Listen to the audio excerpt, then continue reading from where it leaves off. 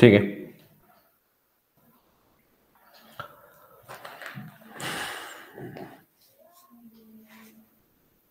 तुम लोग का सेंटर कहाँ कहाँ से है? चैट बॉक्स में डालो। BJP college. BJP college, very good. सब बीजेपी कॉलेज।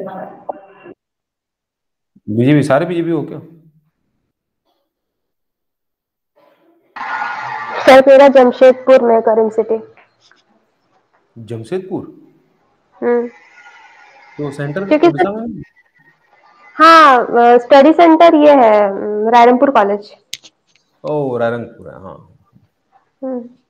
हाँ, वही तो पास से, यहाँ 80 किलोमीटर, हाँ, 70 किलोमीटर। हम्म। ठीक है, ठीक है, लेट्स स्टार्ट कॉस्ट अकाउंटिंग। अच्छा, मेरा वॉइस क्लियर सुनाई दे रहा है तो? Yes sir. Yes sir. ठीक है, ठीक है, कॉस्ट अकाउंटिंग स्टार्ट करते हैं। BCOC 138। अगर अकाउंटिंग के नाम पे कोई इजी चीज है तो वो है कॉस्ट अकाउंटिंग, है ना। इससे इजी और कुछ है नहीं, बस तुमको समझना पड़ेगा। पहले से कोई कोई कॉस्ट अकाउंटिंग पढ़ चुके हो, एक्सेप्ट जो सीए नहीं कर रहे हो, ये लोग, तुम लोग तो सर पढ़ मैं, चुके होगे, है ना। हाँ सर सर, सर हाँ, कौन कौन कौन, मैं बोल, नाम बताओ रे, आगे ऋतिक सुनाई। Sir. Vishnupriya. Okay, Hrithik. Lisa. Hrithik, Hrithik, हाँ, तुम लोग पढ़ चुके हो तो। हाँ सर। Yes sir. अच्छा, मतलब बेसिक आइडिया है। किन किन किन लोगों को बेसिक आइडिया भी नहीं है कॉस्ट अकाउंटिंग के बारे में? हाँ, मुनालिसा, तुम्हारा तो नहीं होगा क्योंकि तुम्हारा फाउंडेशन है। जयंत मलाकर।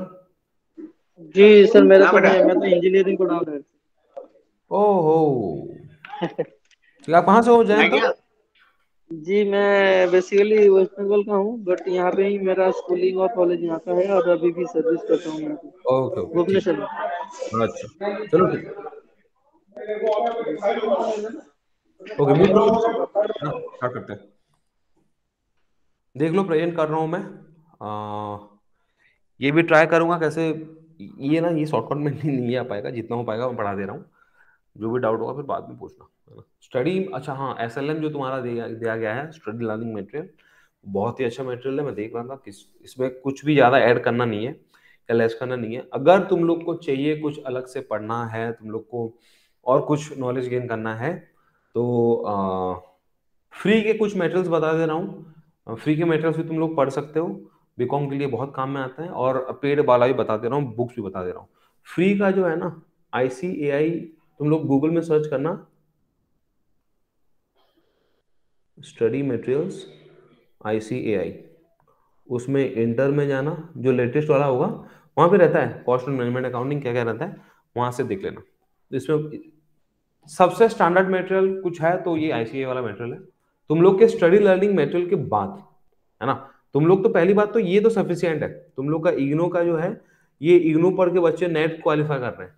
जो इग्नो से नहीं पढ़े हैं, आ, उन लोग को अगर कुछ अच्छा मटेरियल चाहिए रहता है तो वो इग्नो फॉलो करता है। जिन लोग को नेट क्वालिफाई करना रहता है, बहुत टीचिंग जॉब के लिए पढ़ना रहता है, ये बहुत काम का है। अगर इसके आगे भी कुछ पढ़ना है तो फ्री वाला मटेरियल्स वहाँ है।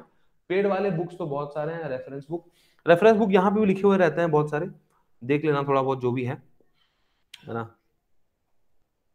यहाँ पे दिया हुआ देख लेते हैं, एक मिनट।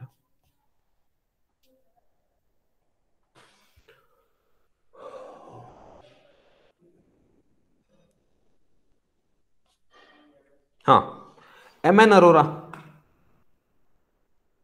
मैं ये इंटर में पढ़ता था, इसमें इसमें से। और एक मैं पढ़ता था कहाँ से, MN अरोरा पढ़ा था, और एक मैं पढ़ता था, यहाँ पे नहीं है वो बुक, वो एक था, एक जवाहरलाल करके एक राइटर है, उनका पढ़ता था मैं। फिर भी देख लेना, कोई जरूरत नहीं है, यहाँ से भी बहुत सारी चीजें हैं, है ना। ठीक है, देखो,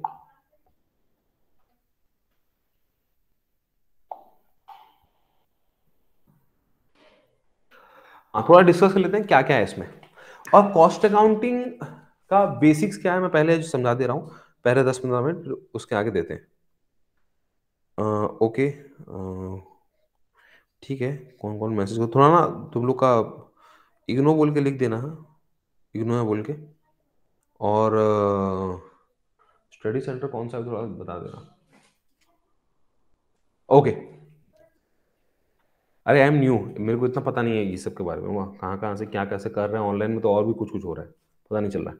ठीक है, देखो nature and scope of cost accounting, ये सब बाद में देखें, पहले सुनो कॉस्ट अकाउंटिंग का किस्सा क्या है, सुनो।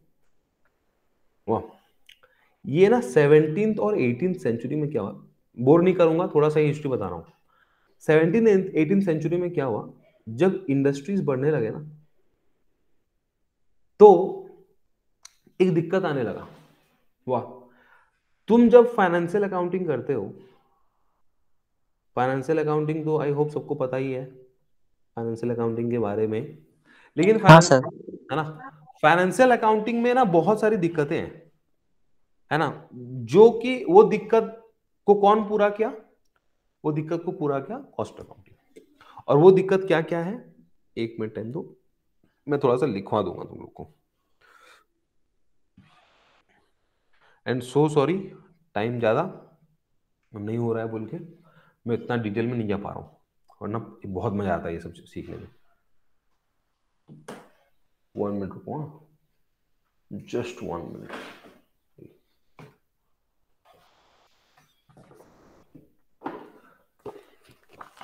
हाँ सुनो, क्या पहले इसको अगर समझ जाओगे मैं जो बताने वाला हूं, तो तुमको और आगे ज्यादा दिक्कत नहीं होगा समझने में क्या है कॉस्ट अकाउंटिंग। फाइनेंशियल अकाउंटिंग में ना, जैसे मान लो अभी कुछ साल पहले की बात है कि एप्पल तो सबको पता है, एप्पल कंपनी, एप्पल कंप्यूटर्स, इसके बहुत सारे मोबाइल डिवाइसेस निकलते थे, है ना। जैसे एक मोबाइल डिवाइस है, उसका एक है आईफोन, एक है आईपैड, और एक आता था आईपॉड, है ना। ये मोबाइल डिवाइसेस हैं, और बाकी सब भी होंगे क्या क्या मेरे को पता नहीं है, या इतना याद नहीं है कौन है, फिर उनका मैकबुक है एटसेट्रा एटसेट्रा जो भी है। अब हुआ क्या ना, उनको पता चल गया एक चीज कि सब तो फोन में गाना सुन रहे हैं, फिर से एक म्यूजिक डिवाइसेस क्यों। अगर तुम उसका अगर बैलेंस शीट देखोगे या उन लोग का प्रॉफिट एंड लॉस स्टेटमेंट देखोगे, उन लोग तो प्रॉफिट दिखाएगा ही बार बार, लेकिन ये है ना कि आईपॉड में लॉस होने लगा। उन लोगों को पता चला बाद में कि हाँ ये this is not a product to be produced more, क्योंकि लोग धीरे धीरे कहाँ पे शिफ्ट हो रहे हैं, फोन में शिफ्ट हो रहे हैं। Okay, they are listening songs from their phone, so why should we invest in a separate unit called iPod. उसमें क्या क्या होगा, उसमें मशीनरीज लगेंगे, उसमें बहुत सारे एसेट्स लगेंगे, फिर लेबर लगेगा, मटेरियल लगेगा, इतना सारा खर्चा क्यों जाओ कि ये तो हम यहाँ पे भी बांट सकते हैं ये सारे रिसोर्सेस। तो ये ना फाइनेंशियल अकाउंटिंग तुमको फाइनेंशियल पोजीशन, फाइनेंशियल एफिशिएंसी बताएगा, लेकिन ये जितना भी बताएगा ना, ये बताएगा तुमको ओवरऑल, ये तुमको डिटेल में कभी नहीं बता पाएगा, है ना। लेकिन अगर तुम कॉस्ट अकाउंटिंग करोगे तो तुम लोगों को क्लियर आइडिया आएगा, ये पहला पॉइंट है ना। नाउ बहुत कम बताऊंगा, ज्यादा नहीं बताऊंगा, हाँ। अच्छा, जो तुम फोन यूज करते हो, कोई एक बताओ तो कौन सा फोन यूज करते हो, कोई भी। रेडमी। रेडमी, वह कौन सा है। Redmi sir. अच्छा अच्छा, सर अभी वाला क्लास ज्वाइन नहीं हो रहा है, एक मिनट।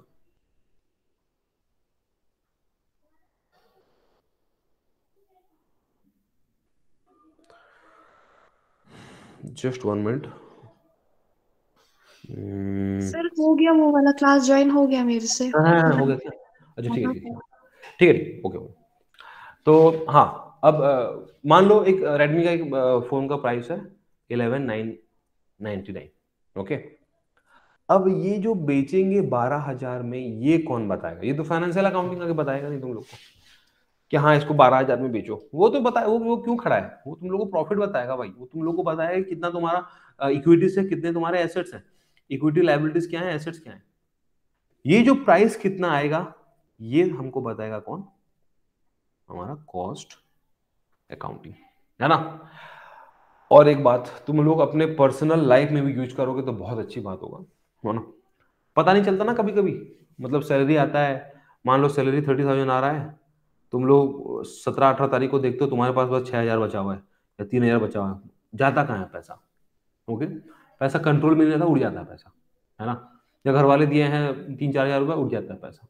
अगर तुम अपने एक्सपेंसेस को अगर तुम मॉनिटर करोगे अच्छे से तो तुम्हारा खर्चा ज्यादा नहीं बढ़ेगा, फिजूल के खर्चे नहीं होंगे। तुमको अगर पता है कि तुम मतलब कहीं पे बाहर जा रहे हो, कुछ खरीद के ला रहे हो, मतलब मान लो कि खाना खरीद के ला रहे हो, फेंक रहे हो ज्यादा, तुमको पता है कि वहां पे अगर मैं चेक कर पाऊं तो कैसे पता चलेगा? You have to monitor the expenses.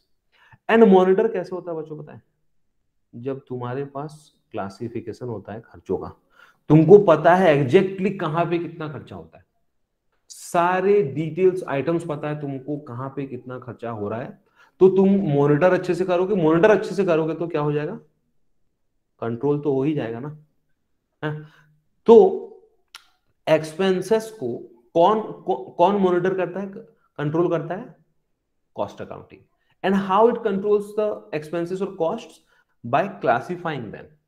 Okay, तो प्रॉपर क्लासिफिकेशन कौन देता है? हमारा कॉस्ट अकाउंटिंग देता है।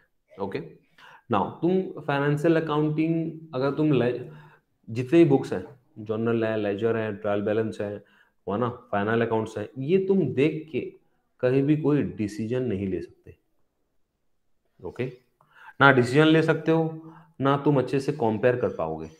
ये तुमको कौन प्रोवाइड करेगा? ये डिसीजन मेकिंग एंड कंपैरिजन ये कॉस्ट अकाउंटिंग करेगा, है ना? और एक बात है, अगर क्लासीफाई हुआ ना, कंट्रोल भी होता है, रिडक्शन भी होता है। तुमको पता चला फिजूल का खर्चा हो रहा है तो वहां पे रिड्यूस हो जाएगा, लेकिन पता कब चलेगा कि फिजूल का खर्चा हो रहा है? जब तुम मॉनिटर करो, पता लगाओगे। पता कब लगेगा? जब तुमको पता होगा सारा क्या क्या किस किस टाइप्स के कॉस्ट हैं। ओके, नाउ एटसेट्रा एटसेट्रा, बहुत सारी चीजें हैं, अभी डिस्कस करने जाएंगे तो बहुत आगे बढ़ेगा बात, लेकिन अब तुमको आ गया। हाँ, और एक इम्पोर्टेंट बात क्या है कि फाइनेंशियल अकाउंटिंग तुम लोग को बस हिस्टोरिकल डाटा ही देता है, जितना खर्चा हुआ, कितना इनकम हुआ, यही बताएगा बस। लेकिन कॉस्ट अकाउंटिंग तुमको एस्टिमेट्स भी देगा, है ना, फ्यूचर प्रोबेबल जो भी है, लॉसेस कॉस्ट जो भी है, वो सारा तुमको हिसाब करके दे देगा। कौन? Cost accounting. ओके, मेरे को बताओ थोड़ा बहुत समझ में आया क्यों कॉस्ट अकाउंटिंग का जरूरत है? Yes sir. है ना? जी सर। ठीक है, तो हम थोड़ा देखेंगे आगे क्या क्या है इसमें से। कुछ इसका तो कुछ जरूरत नहीं है, लेट्स सी। हाँ, तो हमको, हाँ, और एक बात है, और एक बस एक इन्फो मैं शेयर करता हूँ।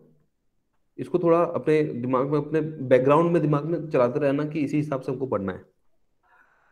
तुम कहीं भी कोई भी चीज देखते हो ना, तुम्हारा मोबाइल फोन से लेके टीवी फ्रिज कुछ भी देख रहे हो, पेन से जहां से लिख रहे हो, कुछ भी अगर देख रहे हो, तो उसमें जो भी तुम खरीद रहे हो, जो भी तुम प्रोडक्ट खरीद रहे हो, उसको बनाने के लिए ना एक कॉस्ट इनक्योर करते हैं हम लोग, उसको बोलते हैं कॉस्ट ऑफ प्रोडक्शन। और कॉस्ट ऑफ प्रोडक्शन में ये जो कॉस्ट पार्ट है, कॉस्ट के 3 हिस्से हैं, है ना? मोटा मोटा हिस्सा जो है, एक है मटेरियल, जिस चीज से बना हुआ है, जैसे मान लो तुम्हारा पेन प्लास्टिक से बना हुआ है, निब में थोड़ा सा स्टील लगा है। बाकी जो बनाने वाला है, लेबर, और बाकी सब खर्चे, ओवरहेड। ओके, इसको हम ओवरहेड क्यों बोलते हैं ये भी मैं बताऊंगा। अगर कोई किसी को पता है तो मेरे को मैसेज करना, ओवरहेड क्यों बोलते हैं इसको, है ना, why it is called overhead. और एक बात है, बहुत इंपॉर्टेंट बात, तुम लोग को अभी जैसे तुम लोग पढ़ना शुरू करोगे तो ना, एक मिनट रुको, किसी का साइंस बैकग्राउंड है क्या पहले से? किसी का +2 साइंस था? No sir. है ना? हाँ, सुनो, क्या है कि साइंस और कॉमर्स में, या आर्ट्स और कॉमर्स में ना, एक बहुत बड़ा अंतर क्या है। कॉमर्स में ना हम बहुत कॉम्प्लिकेटेड वर्ड्स यूज नहीं करते। जो वर्ड्स है उसी को उसी के हिसाब से समझोगे तो तुमको रट्टा लगाना नहीं पड़ेगा, पहली बात।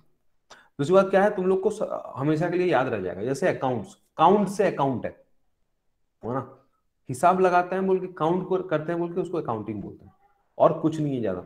दिमाग मत लगाना ज्यादा उसमें, है ना। उसी हिसाब से अगर कोई तुम चीज पढ़ रहे हो, कुछ भी कोई भी वर्ड आ रहा है, तुम क्या मैक्रोस किए कोई भी नया वर्ड,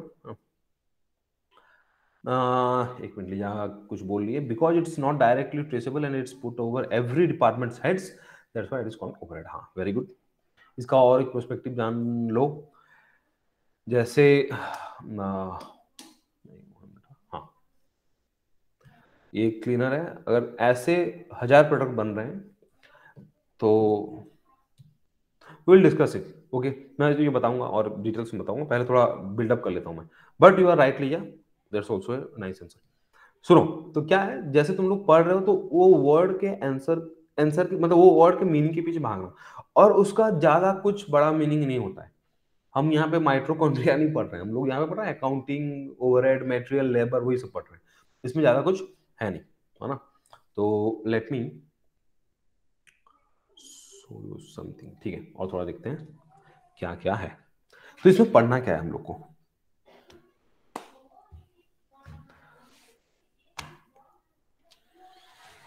ओके।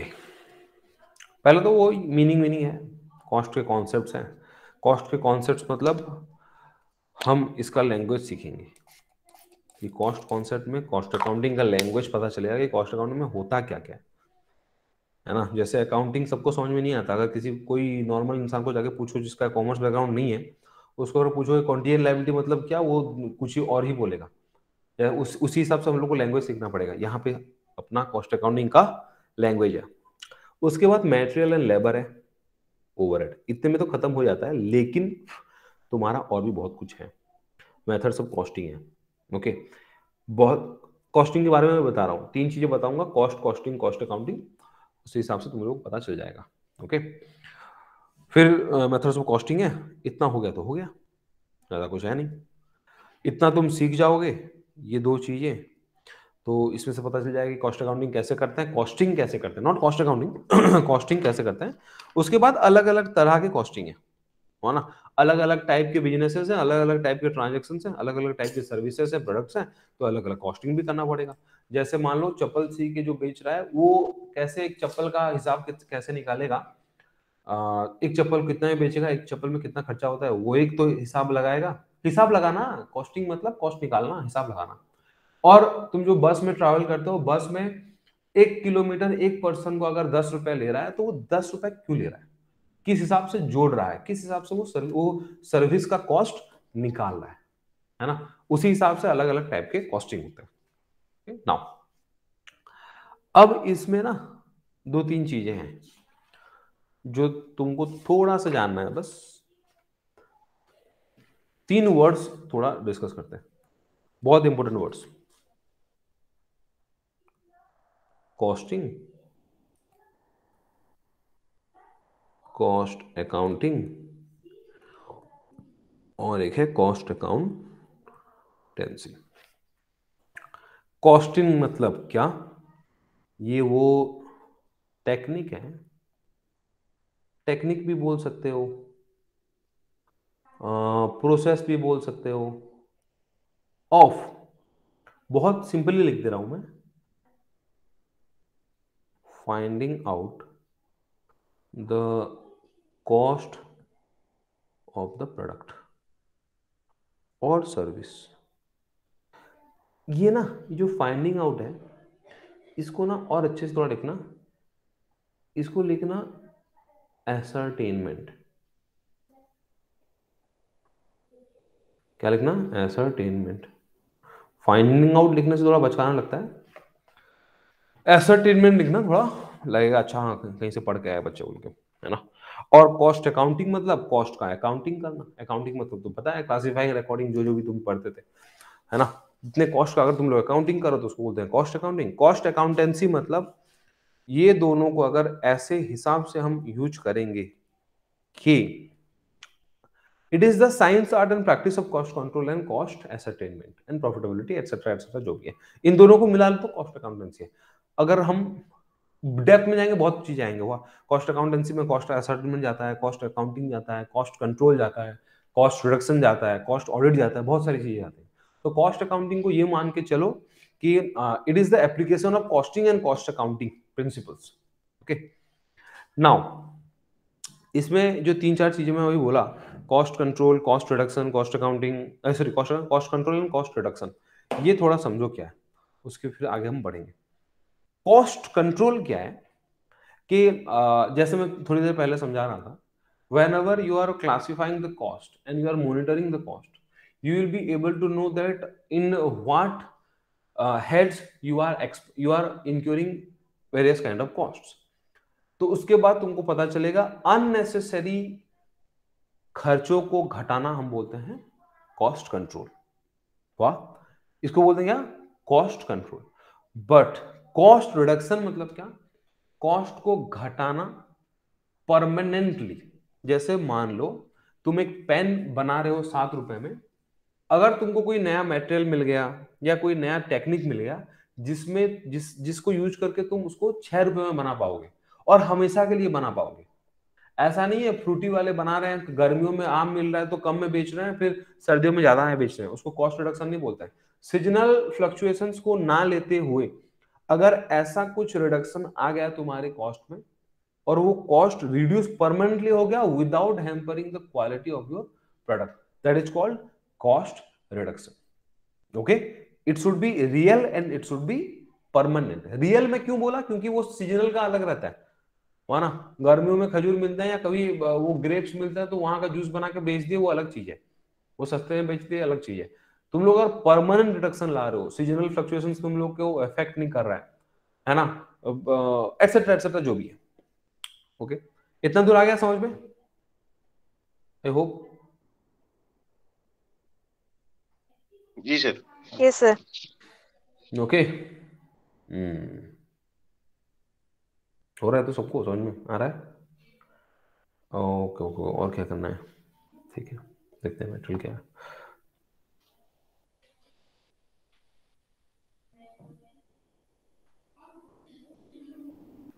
ठीक है, तो बेसिक्स बहुत सारे मैं बता दिया क्या है क्या नहीं है। तो इसके आगे देखते हैं, ये तो बहुत छोटा सा चैप्टर है। हाँ, मैं इसका बहुत कुछ बता चुका हूँ। जैसे मान लो ये वाला है, ये लिमिटेशन ऑफ फाइनेंशियल अकाउंटिंग बता रहा था अभी, है ना। अच्छा, पढ़ते रहना कॉस्टिंग क्या है, कॉस्ट अकाउंटिंग क्या है ना। कॉस्ट अकाउंटिंग और फाइनेंशियल अकाउंटिंग कहीं भी डिफरेंस दिख रहा है तुम लोग को बुक में, सारा नोट कर लो, है ना। कॉस्ट अकाउंटिंग के एडवांटेजेस क्या है थोड़ा देख लेते हैं।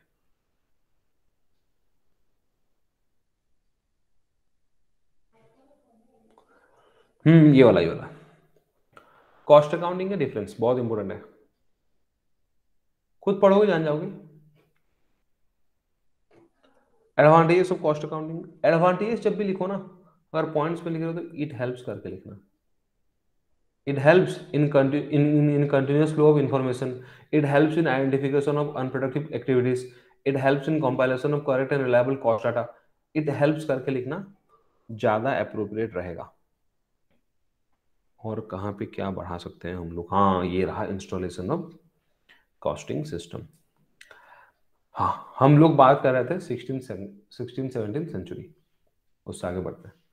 फिर क्या हुआ, जो 18th सेंचुरी के बाद जो इंडस्ट्रीज थे ये उतर गए क्या पे? एक नया कॉन्सेप्ट आया, मास प्रोडक्शन। एक मिनट, टैब को थोड़ा सीधा कर लेता हूं।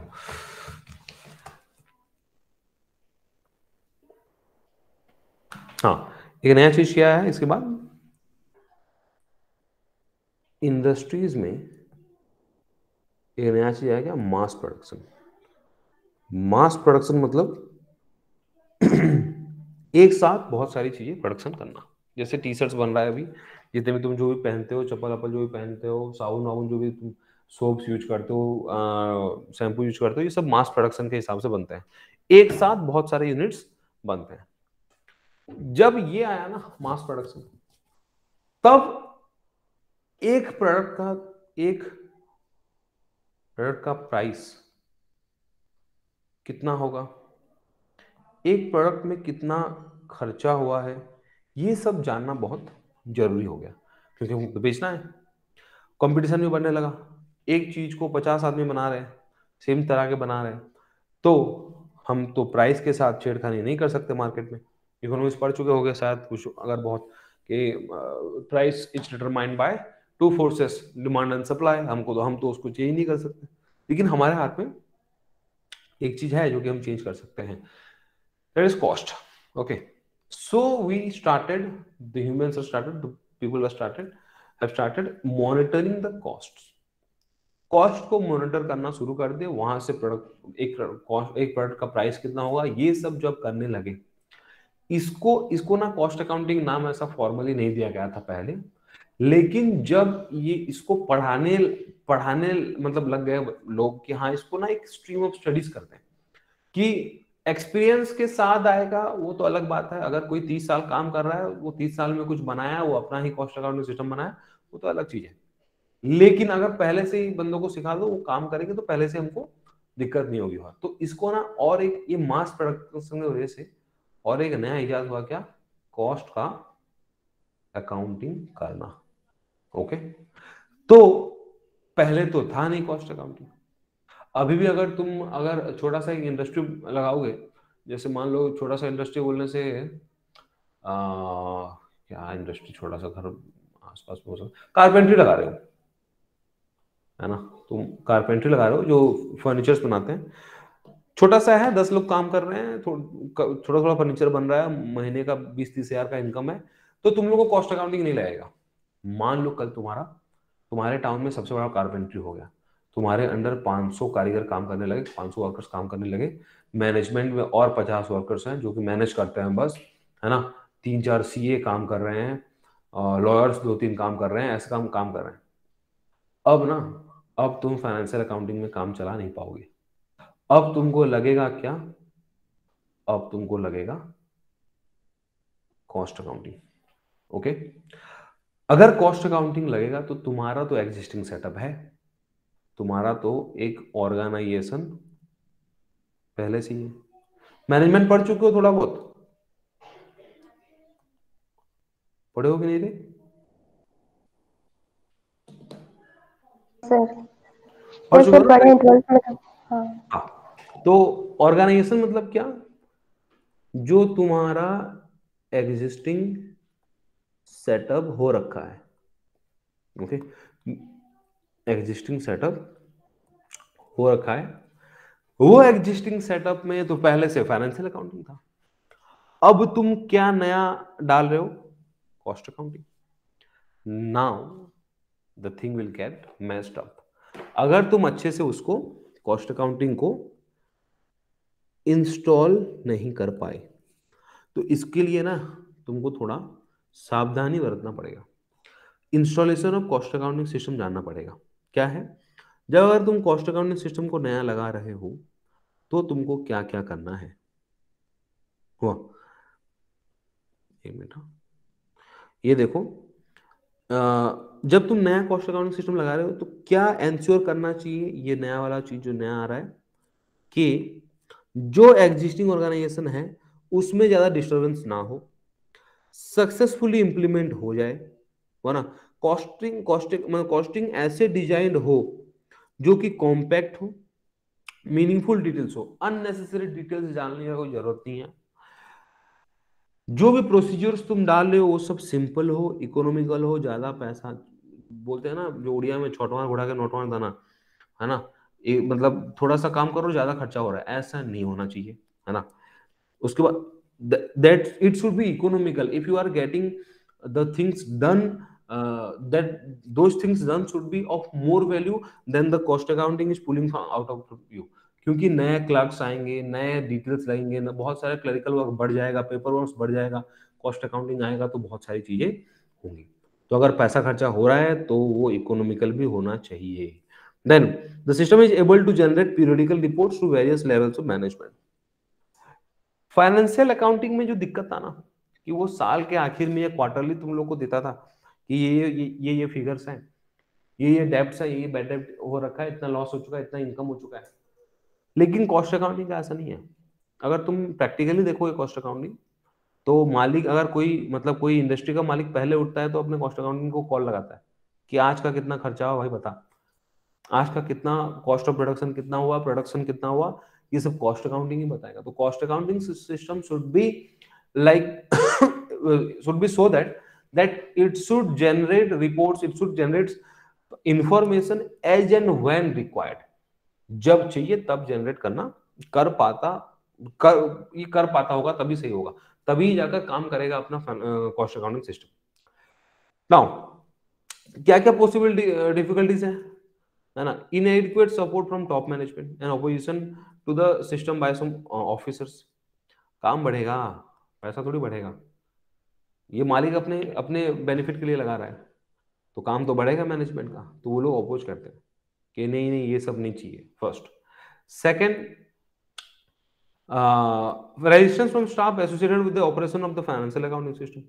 जितने अकाउंटेंट हैं वो तो मना करेंगे, कोई जरूरत नहीं है ये सब चीज का बोल के।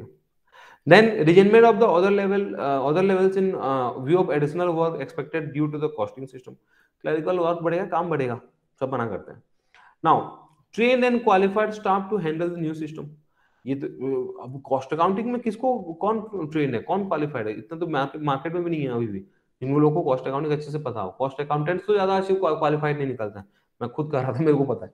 Then heavy cost involve in process of installation. अगर जब पहले लगाते हैं ना cost accounting system,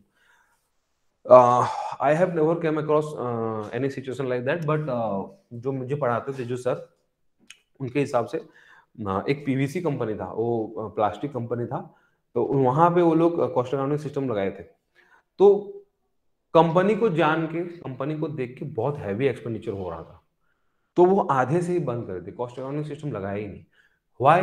cost accountants चाहिए, कॉस्ट रिकॉर्ड्स रखने वाले कॉस्ट क्लरिकल क्लर्क्स चाहिए, फैक्ट्री में भी चाहिए, ऑफिस में भी चाहिए, दोनों में लोग चाहिए, है ना? सारे कॉस्ट को मॉनिटर करने वाले चाहिए। तो ये बहुत हैवी एक्सपेंडिचर भी इंक्योर कराता है। दैट्स व्हाई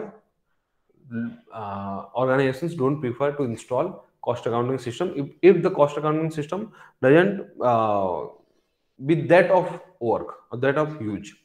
Now factors क्या क्या कंसिडर करने चाहिए कॉस्ट अकाउंटिंग सिस्टम को लगाने से पहले? कॉस्ट अकाउंटिंग सिस्टम का ऑब्जेक्टिव क्या है, क्यों लगा रहे हो तुम कॉस्ट अकाउंटिंग सिस्टम? कॉस्ट को मॉनिटर करने के लिए, कॉस्ट ऑफ प्रोडक्शन निकालने के लिए क्या है तुम लोग का ऑब्जेक्टिव क्या है, एम क्या है, उसके हिसाब से देखा जाएगा, फिर बनाया जाएगा। नेचर ऑफ बिजनेस क्या है, क्वालिटी ऑफ मैनेजमेंट, ये पढ़ लेना, एक बार पढ़ोगे समझ में आ जाएगा, इसमें कुछ ज्यादा है नहीं। मोस्ट इंपोर्टेंट मार्क कर लो, पेज नंबर है 15। एक कॉस्टिंग सिस्टम कैसा होना, success of costing system. Okay, एक इसका ना और भी क्वेश्चन आता है, an ideal costing system. What are the essentials of an ideal costing system? What it requires to be a successful costing system? ऐसे टाइप के बहुत सारे क्वेश्चन आएंगे, आंसर एक ही है। ये 9 पॉइंट है, पॉइंट्स बढ़ भी सकते हैं। पहली बात तो ये है, it suits the nature and requirement of business.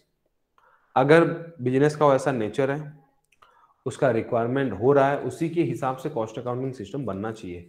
हाँ, और एक बहुत बड़ा difference, financial accounting is governed bye, it is financial accounting में ना वो किससे गवर्न होता है?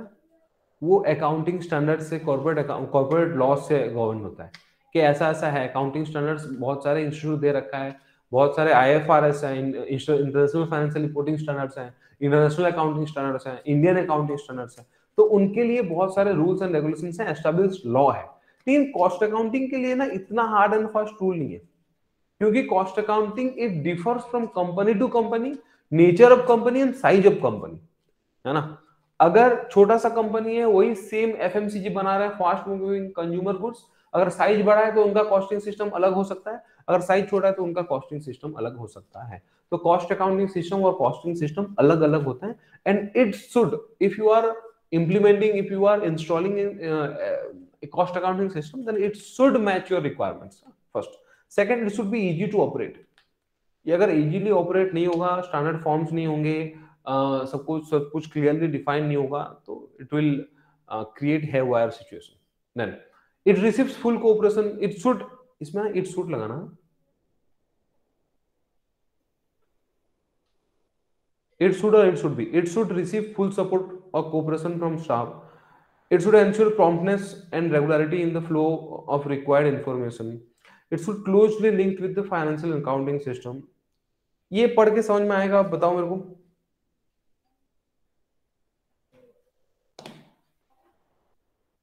अरे हो कि नहीं तुम लोग?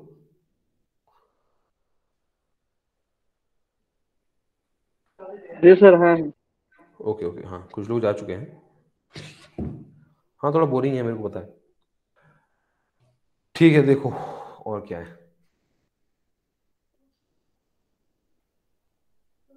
1 मिनट। ओके वही सब है, सेम चीजें हैं, रिपीटेडली आएंगे सारे। हाँ cost concepts and it's ascertainment, ये जो मैं अभी बता रहा था ना कि अकाउंटिंग में ऐसा कुछ नहीं है ज्यादा कुछ जो कि तुम लोग को ज्यादा अलग से जाके पढ़ना पड़ेगा, ये यहाँ से शुरू होता है। मैं क्यों बोल रहा था, है ना? कॉस्ट मतलब क्या? Cost means the amount of expenditure, भले वो एक्चुअली हुआ हो भले वो इमेजिनरी हुआ हो, है ना? जैसे डेप्रिसिएशन, हाथ से पैसा थोड़ी आता है, लेकिन तुम लिखते हो तो हो ना, तो वैसे ही ये एक्चुअल भी हो सकता है, नोशनल भी हो सकता है। ठीक है, क्लासिफिकेशन ऑफ कॉस्ट्स। क्लासिफिकेशन हिस्से तो बहुत सारे हैं, बहुत हिसाब से हम क्लासिफाई कर सकते हैं, लेकिन तुम्हारे स्टडी लर्निंग मटेरियल में बस 6 तरह के उसके फिर अंदर अंदर हैं, 6 बेसिस में वो क्लासिफाई कर दिया है। क्या क्या कर दिया है? पहला है फंक्शनल क्लासिफिकेशन। ओके, फंक्शनल में क्या है? मैन्युफैक्चरिंग कॉस्ट है, एडमिनिस्ट्रेटिव कॉस्ट है, ओके, सेलिंग कॉस्ट है एंड डिस्ट्रीब्यूशन कॉस्ट है। मैं बोला था ना अभी कि तुम लोग देखना, नाम देखना और नाम से पता लगा लेना। मैन्युफैक्चर मतलब बनाना, manufacturing is the process of converting raw material into finished goods, है ना? तो मैन्युफैक्चरिंग कॉस्ट है वो, जितना भी खर्चा होता है रॉ मटेरियल के साथ साथ रॉ मटेरियल को फिनिश्ड गुड्स में तब्दील करने के लिए, कन्वर्ट करने के लिए। First. Second, administrative costs. Administrative मतलब एडमिनिस्ट्रेशन करना, मैनेजमेंट करना। मैनेजमेंट कहाँ से होता है? ऑफिस से होता है, तो ऑफिस का जितना भी खर्चा है।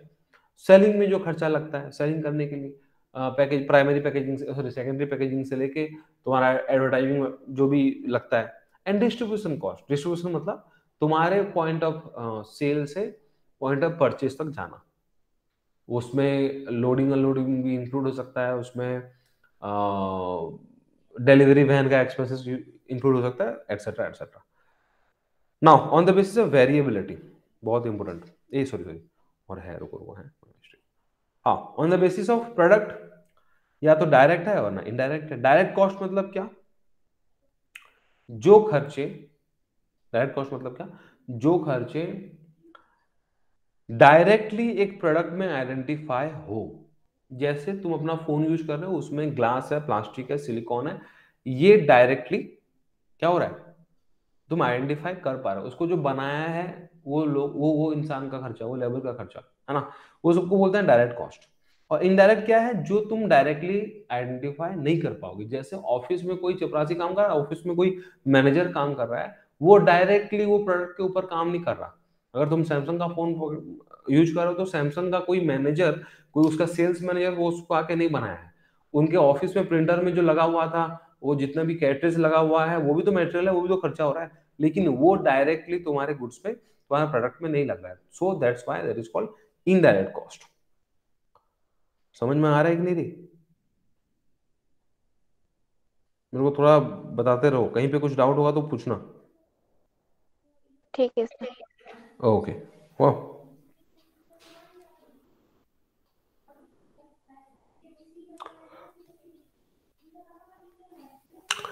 और ये, हाँ, on the basis of variability. Okay, variability मतलब देखो,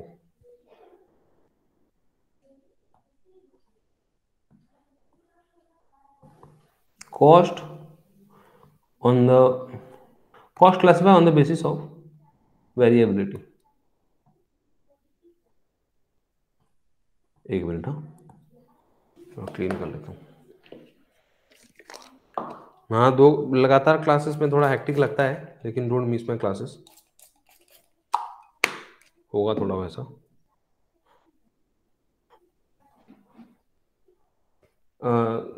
अजित सर अच्छे आप सर? ଦେଖନ୍ତୁ हाँ सर, जो फर्स्ट क्लास जो हमर मिस गला ताकू आउ किछि करि होन ना, तारो आउ रिप्लेसमेंट और किछि एक्स्ट्रा क्लास नहीं होनी? ନାଇଁ ହବନି, ସେଟା ସେ ଇଏରେ ଚାଲିଗଲା ନା, ସେ शेड्यूल ରେ ବନା ହେଇଥିଲା ସେଟା। ओहो, ସେଟା ହବନି। ठीक ठीक ପିଲା ठीक। କଣ ଜାଣିପାରିଲେନି କି ୱେବସାଇଟ୍ ରେ ତ ଛଡା ହେଇଥିଲା। हाँ हाँ हाँ, तापर भी थोड़े कहि देखिथिबे पोर्टल सामको जदि किछि हेइ पारे। ତାପରେ ମୁଁ ପଢିଲି, ପିଲାଙ୍କୁ ଦେଇ ଜଏନ୍ କଲେ କିଛି ପିଲା। अच्छा अच्छा अच्छा। ତାଙ୍କୁ ପଠା ହେଇଥିଲା ବି ମେଲ୍ ରେ, ସେ ଜାଣି ପାରୁନାହାନ୍ତି ଆଉ। ओहो, टिके खाली काहर पोर्टल सर काहू पचारि दियो, जदि बाय चांस हेइ पारे भल कथा, नहले एतिकि एडजस्ट करबा। ହଁ ଏଇଟା କଣ ଆପଣ ଲାଷ୍ଟ କ୍ଲାସ୍ ନା ୟା ପରେ ଅଛି? ना ना, या पर 27 तारिख गोटा अछि। ହଁ 27 तारिख दिदा अछि। ठीक ठीक अछि सर, मु କଥା हेबो। हां ହଁ हाँ, देखो बच्चों, वेरिएबिलिटी के हिसाब से कितना है ना? वेरिएबल मतलब चेंजेबल। और ये कॉस्ट, ये जो कॉस्ट है, ये किसके हिसाब से चेंज हो रहा है? इसको तुम प्रोडक्शन लिख सकते हो। ओके, इसको ना और एक वर्ड लिखने से ज्यादा डिप्लोमेटिक रहता है, ज्यादा आंसर अच्छा होता है। वो है वॉल्यूम ऑफ एक्टिविटी। अगर तुम्हारा एक्टिविटी बढ़ रहा है, कॉस्ट भी बढ़ रहा है, वॉल्यूम घट रहा है, कॉस्ट भी घट रहा है, तो उसको हम क्या बोलेंगे? Variable cost. अगर तुम्हारा प्रोडक्शन बढ़ रहा है या घट रहा है, लेकिन कॉस्ट जैसे के वैसे ही है, जैसे तुम्हारा फैक्ट्री का रेंट या तुम्हारा ऑफिस का रेंट, ऑफिस का बिल्डिंग का रेंट, ऑफिस का बिल्डिंग तुम कितना प्रोडक्शन कर रहे हो वो रेंट लेने वाला देखने नहीं आता। बोलता है हाँ ठीक है, 1 लाख रुपए महीना भाड़ा, 2-3 फ्लोर का, तो वही है चीज। तो वो तो बदलता नहीं है ना प्रोडक्शन के हिसाब से, तो हम उसको क्या बोलते हैं? Fixed cost. ओके, और इसके बीच में और एक है सेमी वेरिएबल कॉस्ट। मैं इसका ना 2 एग्जांपल देता हूं, समझ में आ जाएगा। एक जो बच्चों वाला एग्जांपल है वो है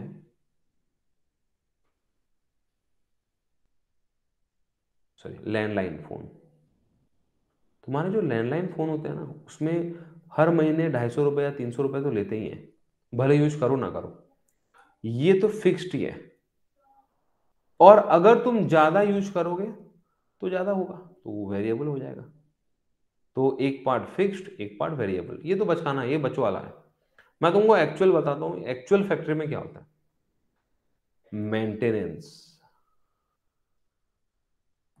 तुम प्रोडक्शन ना भी करो तो एक बार इंजीनियर आके महीने में मान लो 4 बार देख के जाता है, तो उसको तुम एक बार का 10,000 देते हो तो भी 40,000 देते हो। ये तो फिक्स्ड ही है।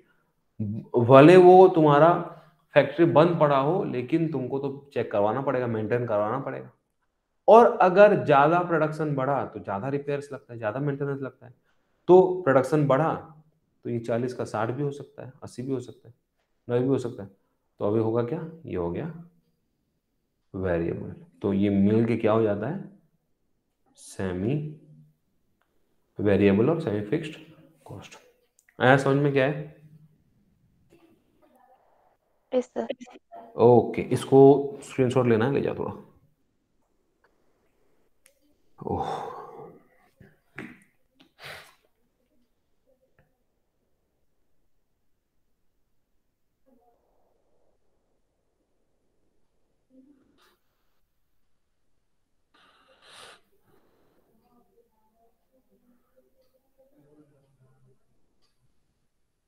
ठीक है, आगे बढ़िए। ओके, लेट्स सी और क्या क्या है। जिन लोग को पहले से पता, थोड़ा बोर लगेगा, फिर भी थोड़ा बियर कर लो। अबे और नहीं है इसमें? अरे इसके हिसाब से पढ़ना रे, ये नहीं है इसमें। ये अकॉर्डिंग टू फंक्शन है ना, according to variability, according to their association with the product, ऐसे सब पढ़ना हो, बाकी सब भी है। और सबसे ज्यादा इंपॉर्टेंट ये वाला, अगर किस किस के पास स्टडी लर्निंग मटेरियल है अभी फिलहाल पकड़े हुए हो, जो भी तुम्हारा है मॉड्यूल, जी मेरे पास है ना? तो इसका जी page page number I think 20, हाँ पेज नंबर 20 में देखो, पूरा स्टार्टिंग में है। भले ही ना बोला हो लेकिन ये थोड़ा पढ़ना, according to their relevance to decision making, ये थोड़ा पढ़ के जाना। Okay sir.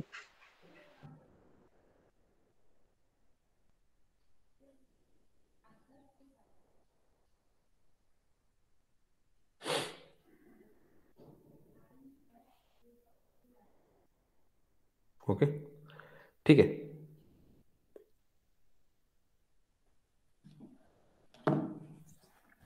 ठीक, आगे देखते हैं थोड़ा क्या है और। कॉस्ट यूनिट, यहाँ से पता चल जाएगा तुम लोग को कॉस्ट यूनिट क्या है। वायर खरीदते हो तो किस हिसाब से खरीदते हो, पर मीटर बनता भी तो वैसे ही होगा। पावर जो इलेक्ट्रिसिटी किलोवाट के हिसाब से। टेलीफोन पर कॉल, अभी तो पर जीबी हो चुका है। आयरन पर टन। ट्रांसपोर्ट पर पैसेंजर पर किलोमीटर, पर किलोग्राम पर किलोमीटर। ये पर किलोग्राम पर किलोमीटर किसमें होता है, वो जो जितने गुड्स के कैरियर होते हैं, है ना। ब्रिक्स 1000 के हिसाब से बनता है। सीमेंट पर बैग बनता है। तो ये है ना, ये कॉस्ट यूनिट। यूनिट मतलब क्या, मेजरिंग यूनिट, किससे तुम मेजर कर रहे हो, है ना। पेपर पर रीम के हिसाब से। कंप्यूटर पर आवर के हिसाब से चलेगा। फिर प्रिंटिंग एटसेट्रा एटसेट्रा, कार, पता चल जाएगा इसमें से।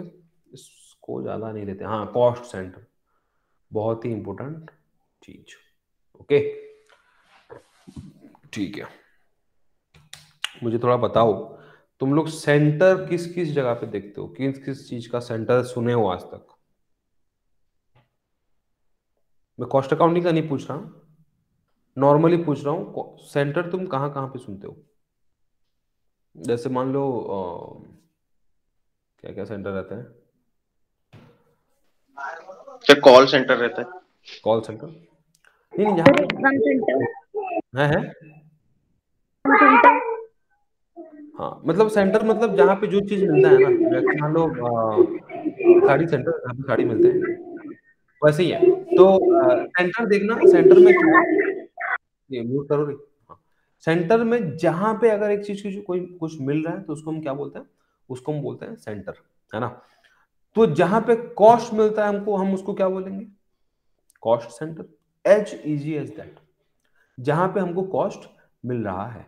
देखो दिखा रहा हूं मैं, कॉस्ट सेंटर मतलब क्या।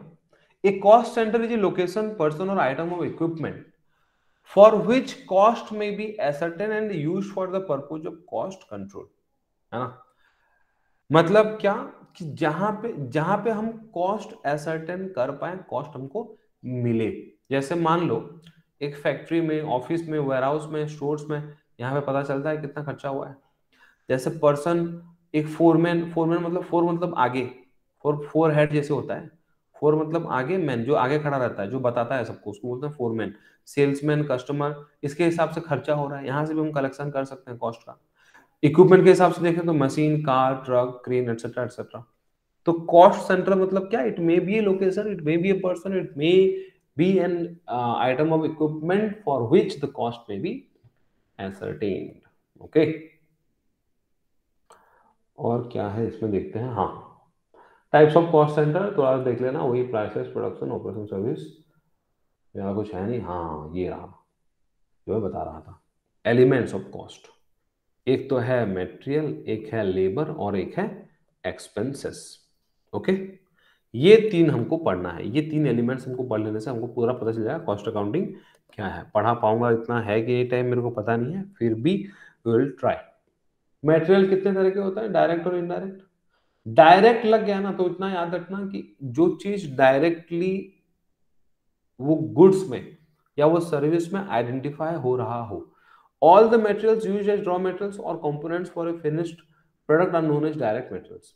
वैसे डायरेक्ट लेबर क्या है, लेबर भी डायरेक्ट इनडायरेक्ट होते हैं। ओके, डायरेक्ट लेबर क्या है, the worker who are directly involved in the production of goods are known as direct labor। मतलब जो डायरेक्टली इन्वॉल्व हो रहा है, तो हम लोग क्या बोलते हैं, डायरेक्ट लेबर, डायरेक्ट मेटेरियल और डायरेक्ट एक्सपेंसेस भी वैसे ही है। डायरेक्ट एक्सपेंसेस कौन सा, जैसे carriage inward, production royalty, higher charges, ये सारे एक्सपेंसेस डायरेक्टली कहाँ लोकेट हो सकते हैं, वो गुड्स में, तो उसको हम क्या बोलते हैं, डायरेक्ट एक्सपेंसेस। और बाकी जो रह गया सब इनडायरेक्ट है। तो उसी के हिसाब से ये तुम्हारा बेसिक एक डायग्राम है, इससे पता चल जाएगा तुम लोग को।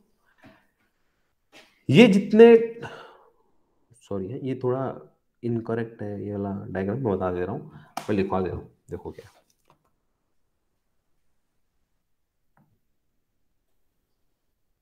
तुम्हारा कॉस्ट है, कॉस्ट 3 प्रकार के हैं, एक है मटेरियल, एक है लेबर और एक है एक्सपेंसेस।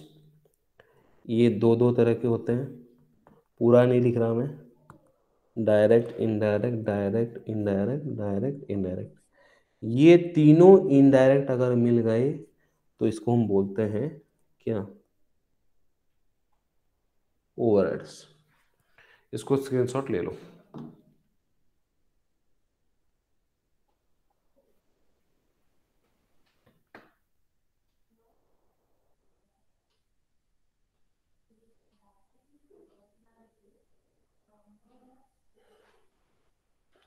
हो गया, स्क्रीनशॉट ले लिए?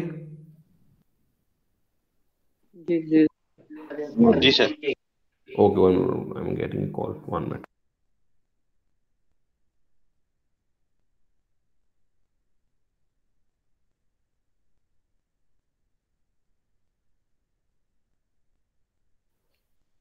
ओके ठीक है, देखते हैं क्या और। अभी आधे चले गए अब तो, ठीक है। हाँ तो और थोड़ा है देख लो, कॉन्सेप्ट ऑफ ओवरहेड क्या है। ओवरहेड भी बहुत तरह के होते हैं, factory overheads, office overheads, selling and distribution overheads. ये ओवरहेड्स के अंदर क्या क्या है, indirect material, indirect labour, indirect expense तो है ही। ओके, इसको थोड़ा अच्छे से गो थ्रू करना। और क्या है देखते हैं इसके आगे, मेथड्स ऑफ कॉस्टिंग है। Methods of costing I think इसको हम नेक्स्ट क्लास में देखेंगे, ये एक साथ बता दूंगा तो हो जाएगा। ओके, इतने में से किसी का कुछ डाउट है क्या, मेरे को पूछ सकते हो तुम लोग। डू हैव एनी डाउट, या कुछ और समझना है, और कुछ है इन लोगों को पहले से कुछ आइडिया है, उन लोगों को कुछ पूछना है।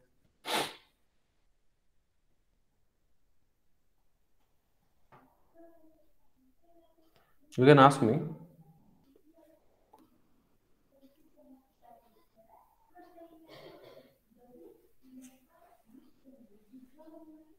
अरे सुनाई दे रहा है कि नहीं?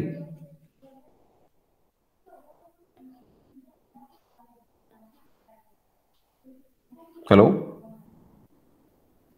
Yes sir. जी सर। तो किसी को अगर कुछ डाउट है, नंबर तो प्रोवाइड कर दिया है मैंने, फिर भी हाँ नंबर प्रोवाइड कर दिया था, तुम लोग पूछ लेना जो भी है, हुआ ना प्लस ओके ठीक है सर। तो क्लास, ठीक है। फिर परसों है मेरा क्लास, परसों है 27 को है। Okay bye.